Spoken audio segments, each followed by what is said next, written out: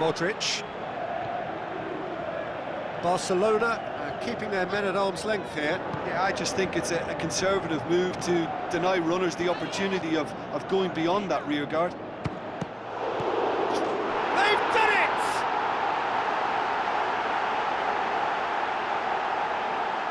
With time and space aplenty, he was never going to miss. Well, considering he has a bit of a shoot-on-sight policy, he was the one player that should have been picked up then. It was both careless and costly from where I'm sitting.